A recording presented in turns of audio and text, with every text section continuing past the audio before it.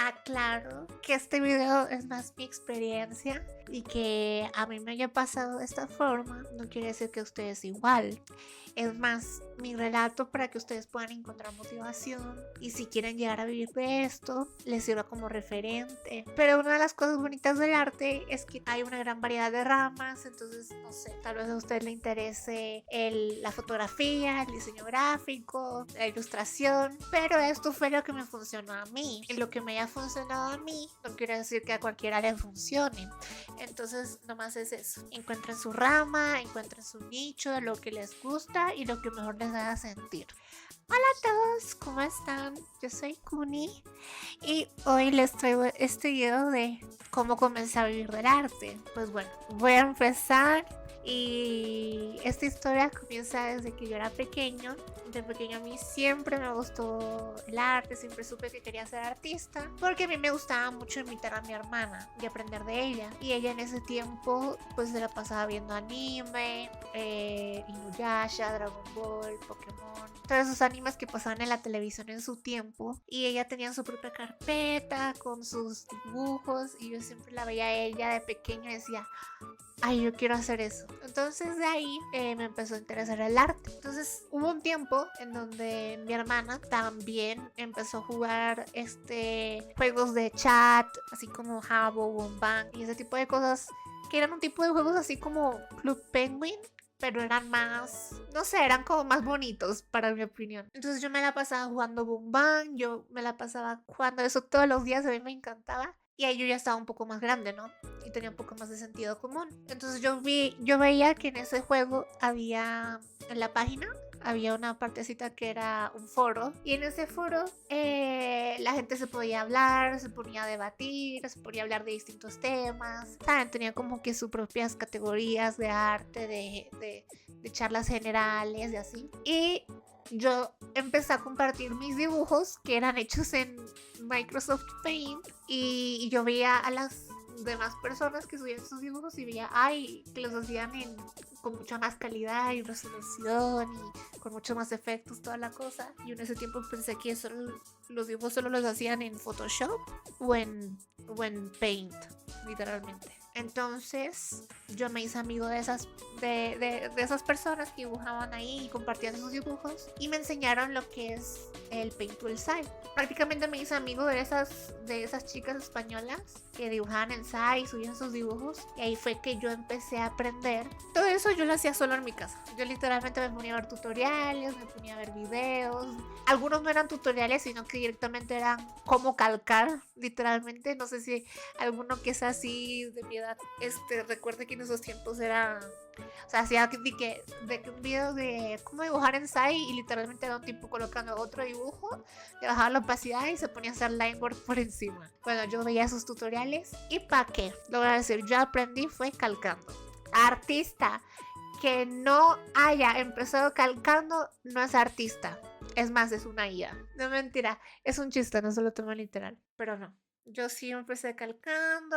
Pues yo no me avergüenzo de eso porque esa era mi forma de aprender a usar el programa. Y pues era un niño, tenía como 12 años. Tampoco era como que ganaba dinero de eso. Pero así fue como yo empecé a usar el programa.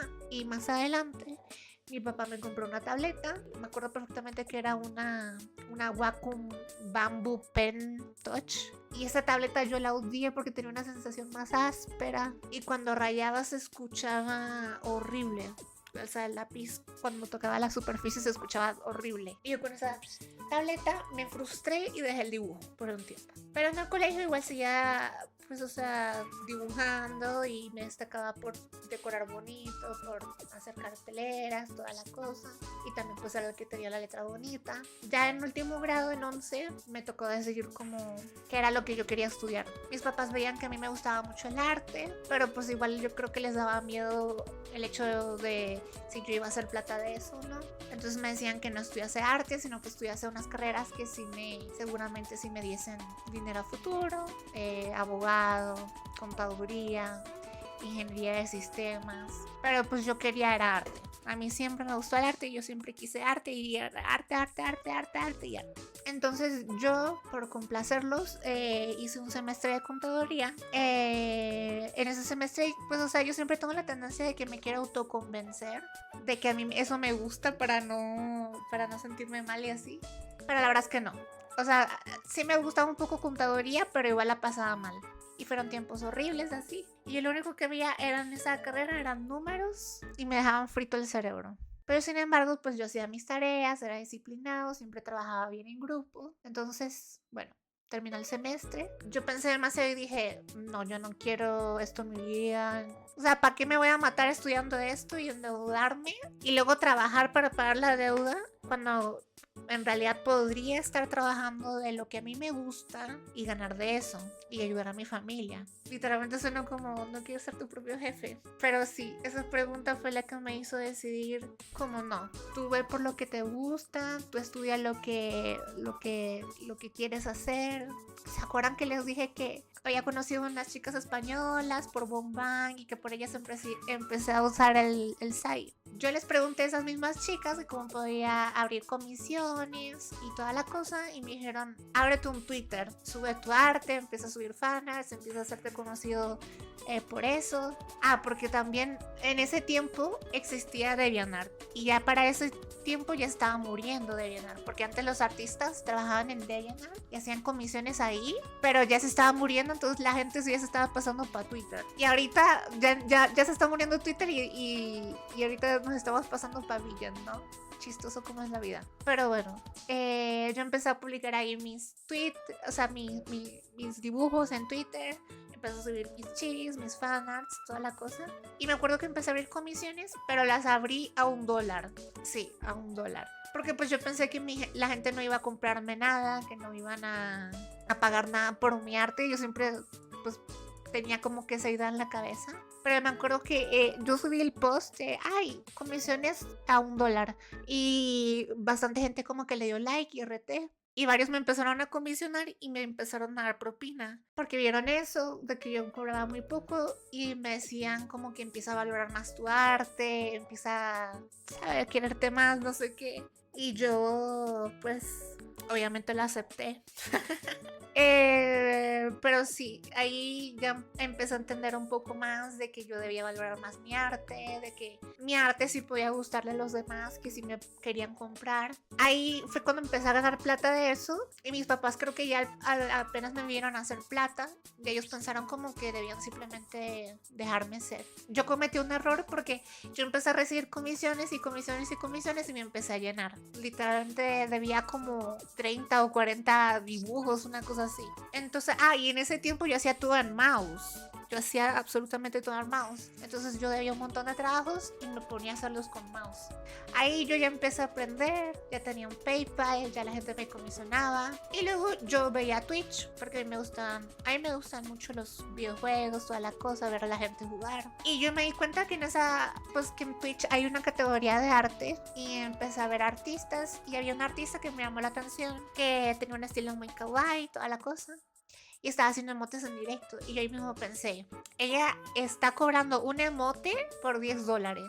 Y yo estoy acá matándome en hacer un boost por $1. Aparte, en ese tiempo estaba como muy nuevecito el nicho de los emotes, porque según yo Twitch no tenía tanto tiempo y aparte eso fue antes de la pandemia. Entonces me puse a aprender a hacer emotes y empecé luego a cobrar más y ahí en adelante me quedé con eso porque eso fue lo que me empezó a funcionar. Y ya en pandemia fue uno de los momentos donde más gente me empezó a comisionar y logré comprar mi primera tableta gráfica por mí y empecé a mejorar y así.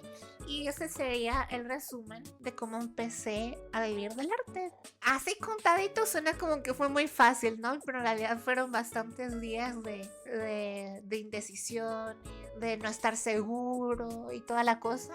Mi camino no fue fácil, pero es para que ustedes también piensen que si tú en realidad quieres algo en la vida, tú, o sea, literalmente en algún momento, tarde o temprano, se te va a dar. Uno tiene que enfocarse, también entender que uno tiene que sacrificar cosas. Si ustedes quieren vivir de esto, piénsenlo bien, porque no es fácil, no es fácil. Y tengan en cuenta que de pronto, no sé, sus padres les pueden decir como, ay, esto tú no vas a vivir de esto, pero en realidad yo creo que no es porque no los quieran ver felices o así, sino al contrario, ellos lo que más les preocupa es que ustedes puedan autosustentarse en el futuro, tipo tener dinero. La idea es como que ustedes les puedan demostrar como, mira, yo puedo hacer plata con esto, gracias a esto puedo comprar un mercado, puedo comprarme una tableta, literalmente. Enfóquense en lo que les guste, manténganse con sus ideas y les juro que tarde o temprano se les va a cumplir. Entonces nada, esa fue mi historia de cómo comencé a vivir del arte. Espero les haya gustado. Y recuerden que me pueden seguir en mi canal, lo agradecería mucho. Entonces nada, cuídense. Bye. Besitos de frambuesa.